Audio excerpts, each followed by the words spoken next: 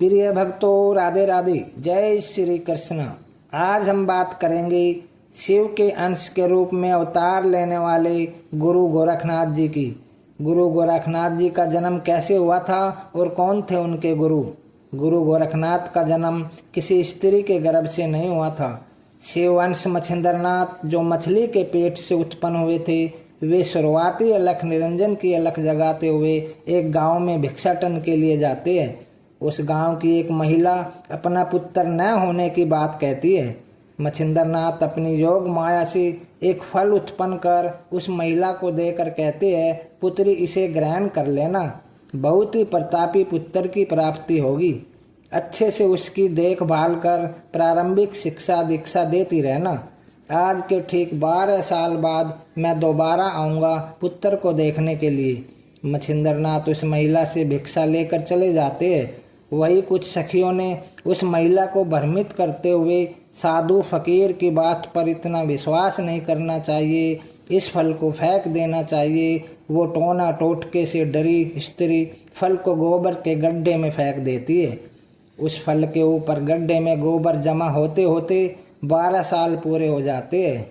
वैशाख मास की पूर्णिमा तिथि दिन मंगलवार को मच्छिंद्रनाथ बताए समय के मुताबिक वर्तमान के राजस्थान हनुमानगढ़ गोगा मैड़ी वेरावल के समीप उस गांव में बालक को देखने पहुंच जाते हैं। अलख निरंजन की आवाज़ लगाई, महिला घर से भिक्षा देने बाहर आई। तब योगीराज ने कहा, मैं 12 वर्ष पूर्व एक पुत्र प्राप्ति का आशीर्वाद दे के गया था, देवी वो पुत्र कहाँ है। उस महिला ने कहा, अपनी सखियों की बातों में आकर टोना टोटके की बात सुनकर डर गई थी और आपके द्वारा दिए गए फल को गोबर के गड्ढे में फेंक दिया था। मच्छिंद्रनाथ जी उस गोबर गड्ढे के पास जाते हैं। अपने तपोबल से देखा शिववंश बालक उस गोबर के अंदर ओम नमः शिवाय का जाप करते हुए तप कर रहे थे। मच्छिंद्रनाथ अपने योग विद्या से बालक को बाहर निकालते हैं। फिर उस स्त्री द्वारा अपने किए भूल की क्षमा याचना के बाद भी बालक को अपने साथ लेकर चले जाते हैं। इस प्रकार गोरखनाथ जी का जन्म गौ माता के गोबर से हुआ था और मच्छिंद्रनाथ द्वारा स्त्री को दिए गए वरदान के फल स्वरूप तो गोरखनाथ अपने गुरु मच्छिंद्रनाथ के मानस पुत्र हुए। अब आप जान गए होंगे कि गोरखनाथ जी का जन्म कैसे हुआ था। चलो अब बात करते हैं गुरु गोरखनाथ जी के गुरु कौन थे। गुरु गोरखनाथ जी के गुरु मच्छिंद्रनाथ जी थे।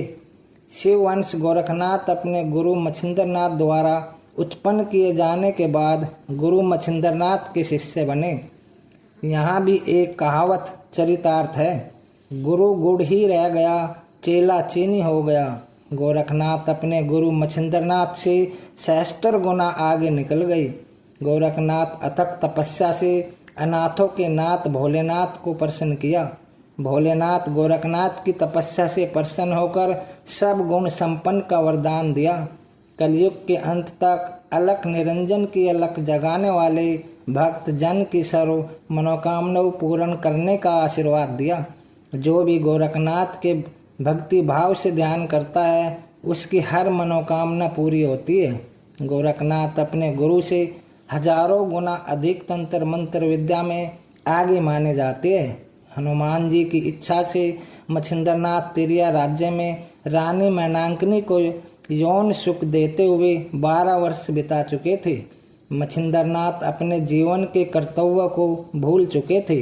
नाथ संप्रदाय की बदनामी हो रही थी। तब गुरु गोरखनाथ अपने गुरु की तलाश पूरी कर तिरिया राज्य में रानी मैनांकनी के महल महेंद्रगढ़ की नर्तकी के साथ स्त्री भेष में जाकर पवन पुत्र हनुमान जी को तिरिया राज्य की पहरेदारी करते थे।